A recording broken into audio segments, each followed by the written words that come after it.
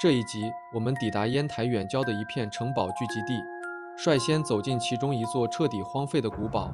屋内家具依旧完好，死寂空间之中，四处弥漫着挥之不去的诡异气息。我是大宇，穿过废墟，只为真实。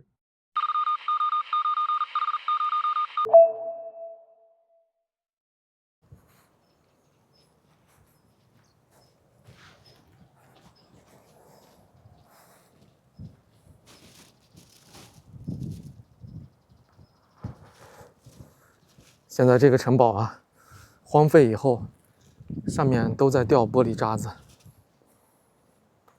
我看看这个门，哦，这个门可以打开。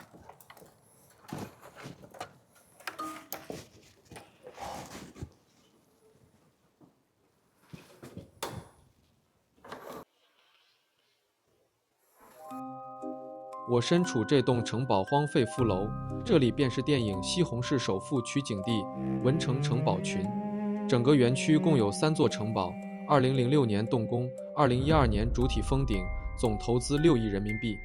网传当年剧组耗资6000万租借2座城堡拍摄，如今楼内依旧能寻见昔日拍摄留下的痕迹。接下来的探索也许会惊掉你我的下巴。这栋城堡荒废也是有原因的，因为目前文成城堡的收益啊，就是酒店住宿以及卖葡萄酒，但是呀，开销非常巨大，不足以支撑第3栋城堡，所以呀，这个城堡就这么一直荒着。哇，哇，吓了我一跳。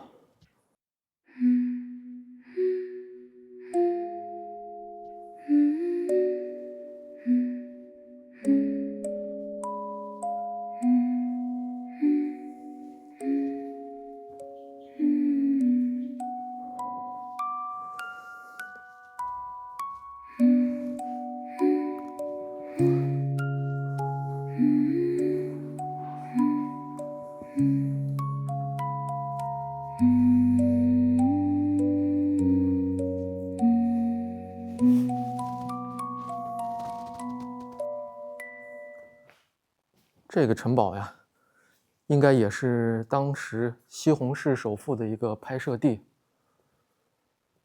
当时啊，剧组一共租下来2个城堡，这个应该也是其中之一。可以看见，这个城堡啊，非常有味道。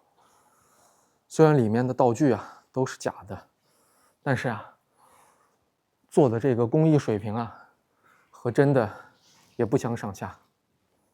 走在里面啊，真的有那种废弃的古堡的感觉。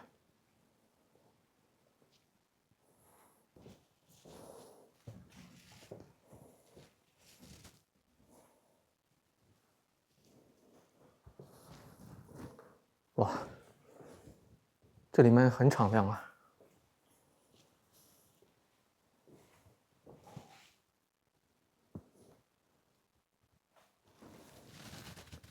这些道具啊，都是当年剧组留下来的吧？这些椅子呀，做的都非常逼真。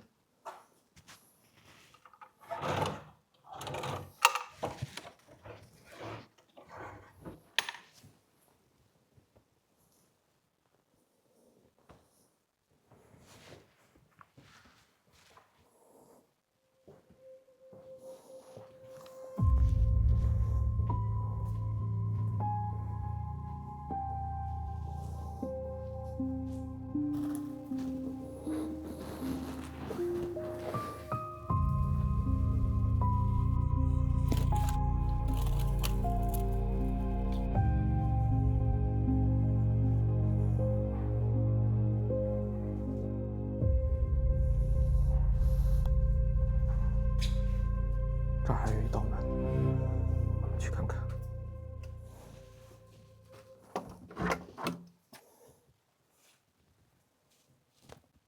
哦，很敞亮，是另一间房子。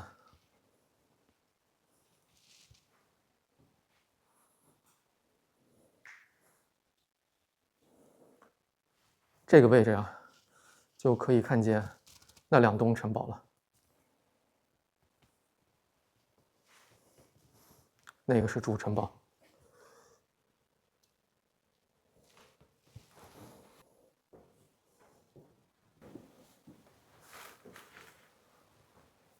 哇！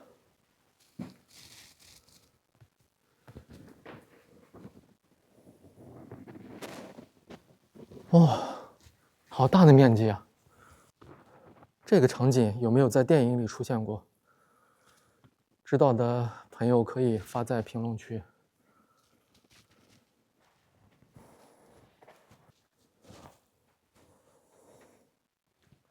这儿还有一个看板，上面应该是剧组之前的一些规划吧。同样是一间房子，也非常敞亮。这儿好处在于啊，里面根本没有生锈和发霉，进来没有特别严重的异味。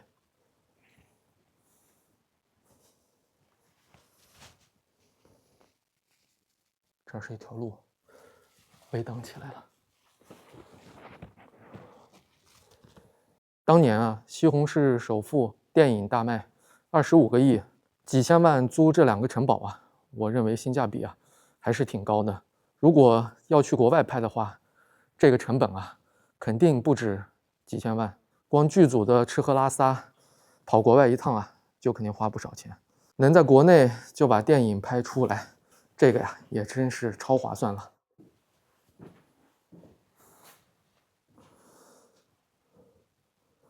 这个地方啊，居高临下，就可以看到我们刚才进的那个大厅了。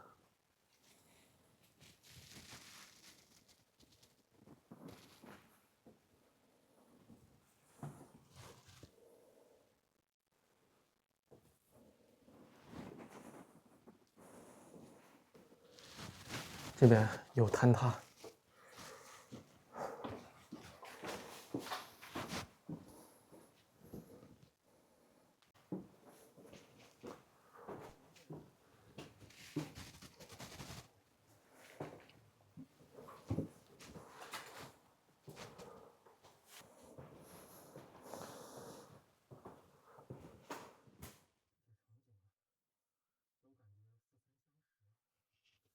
这些场景啊，都感觉似曾相识啊。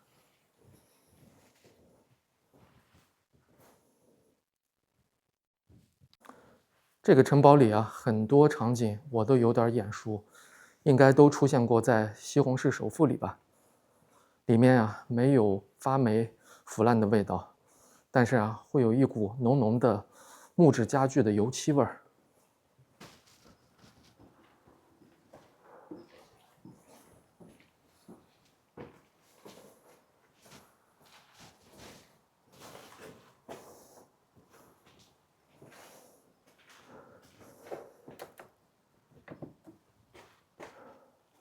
城堡的最顶层都被锁住了，我们只能隔着窗户看一看了。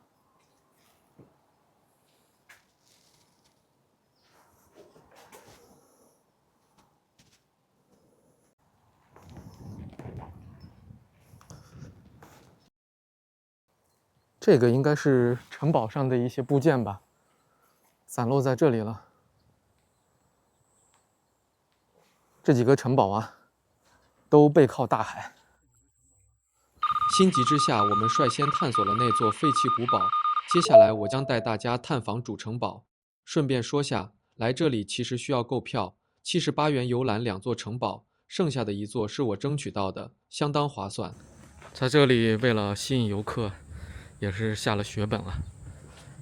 这儿还有一个金灿灿的马车，上不去。这个呀，让我想到了《白雪公主》里面的场景。这个狮子，鎏金的。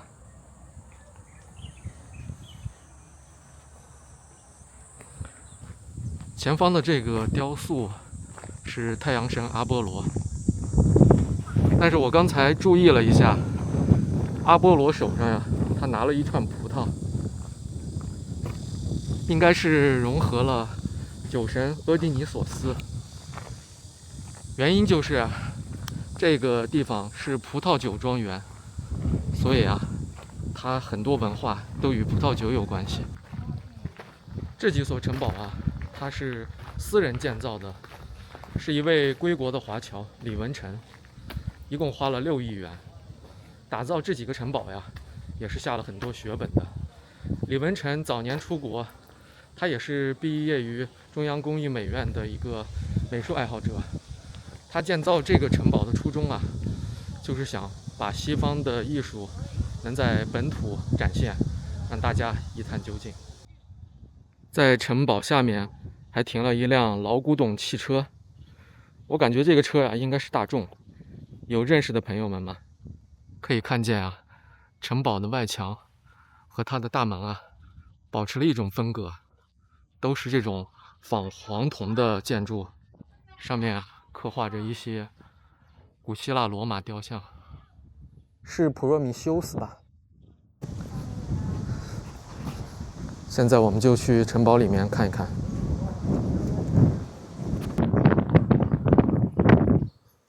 哇！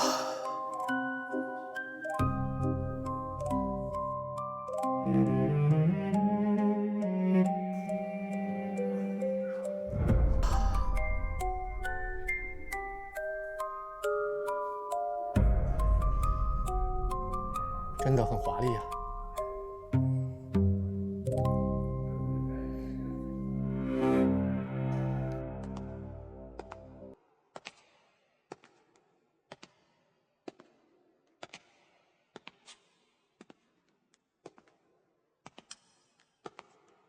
我们来看这幅洛可可风格画作，下方这座舞台，正是西红柿首富经典取景地，王力宏登台开演唱会的名场面就在这里。影片里他弹奏钢琴表演的镜头也是在这片区域拍摄，当年画面热闹十足，氛围感拉满。眼前这架钢琴不由得让人想起王力宏在此弹奏的《需要人陪》，旋律温柔动人，至今依旧让人记忆犹新。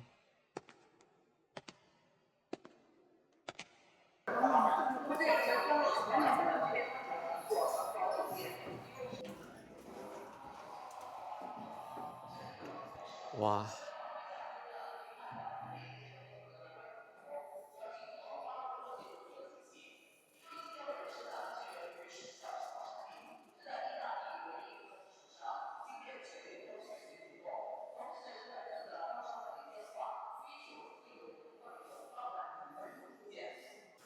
我现在所在的这个城堡啊，它其实是一家酒店。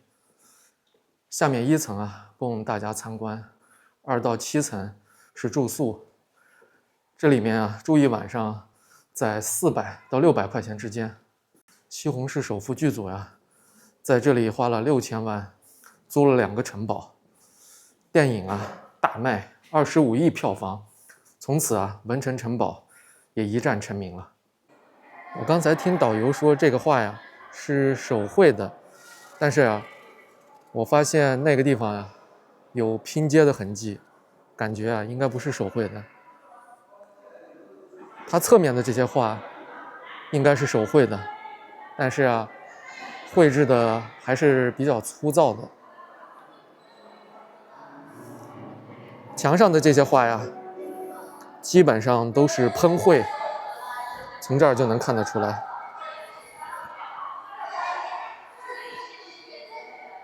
这座主城堡极尽华丽，虽说不少装饰并非手绘，但磅礴气势在国内古堡里依旧难得一见。离开此地，我十分期待第3座荒废古堡。传言这里半荒废，深处藏有神秘酒窖。相较华丽的建筑，未知的神秘感才最吸引我。可以看见，这个城堡啊，和我们刚才进的截然不同。这里面啊，显得更加的庄重一点，没有任何人看管了。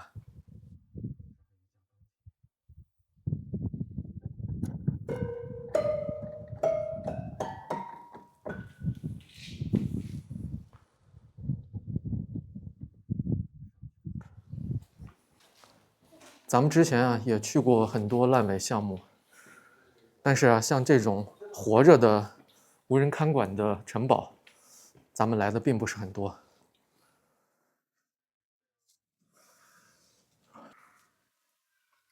这个地方啊是一个壁炉吧，这个壁炉啊有生过火的痕迹。这儿还有几个类似于中世纪的罐子，这些都有标号，应该是真品吧。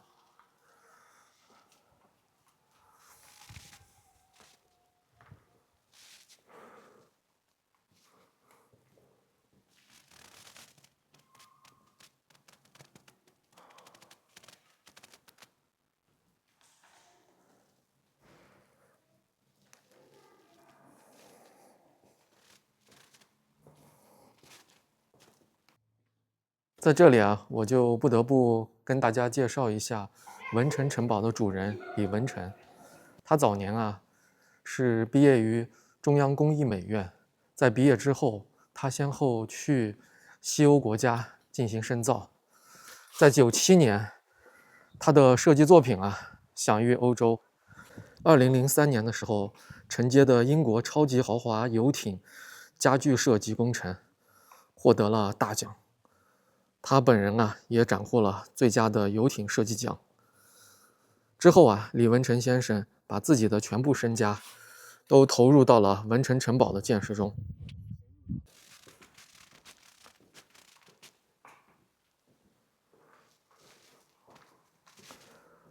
我们再去上面看一看吧。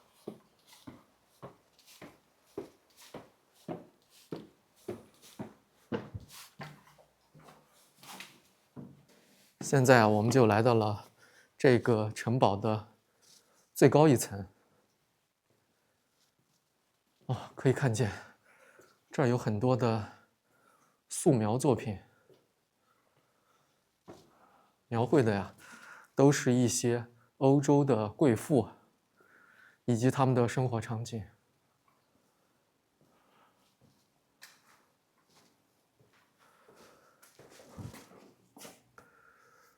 这些都是石膏做的。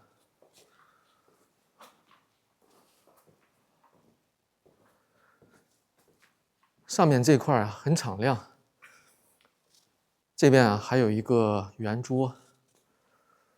在很多欧洲的一些绘画作品中啊，都可以看见这种圆桌，一般都是王公贵族或者是一些骑士们在开一些圆桌会议。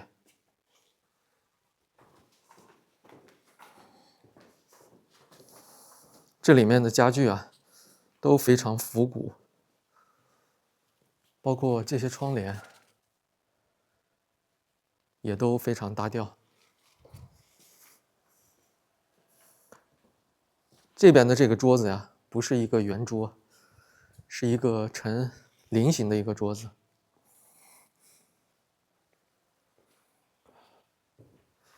从这个窗户呀，我们就能看到那所主城堡，以及旁边的那个荒废城堡。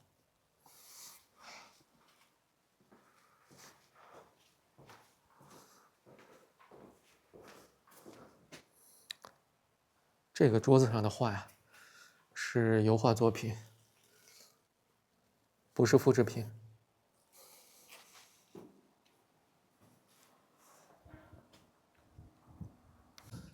我们现在就去这个城堡下面的酒窖去看一看。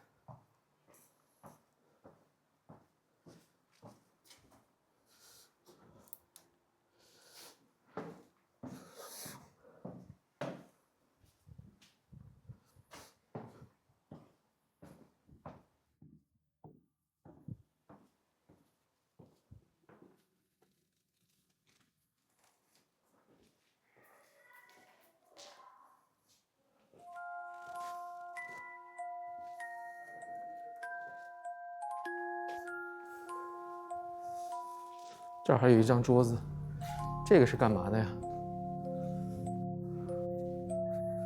这下面非常阴冷，走在这儿感觉一股凉气袭来。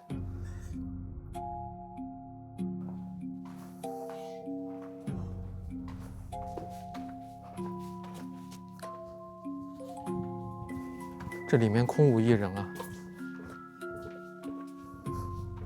这些都是火山岩。这个地方呀，打造的是一个藏酒的酒窖，但是我发现这里没有一个工作人员。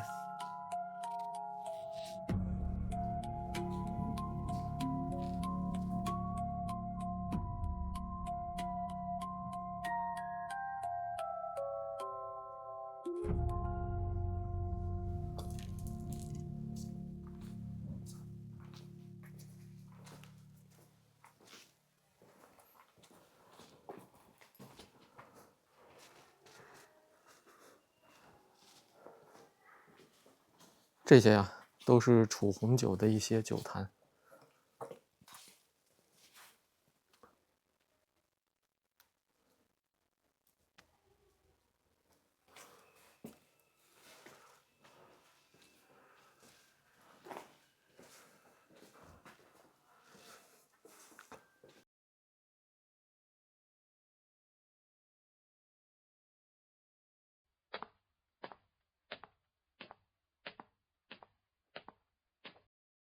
进到这里面啊，和刚才的那个酒窖呀，是截然不同的两种风格。3座城堡全部探访完毕，一边是游人络绎不绝的华丽主楼，一边是归于沉寂的废弃副楼，喧嚣与荒芜同框，这大概就是文城城堡最独特的魅力。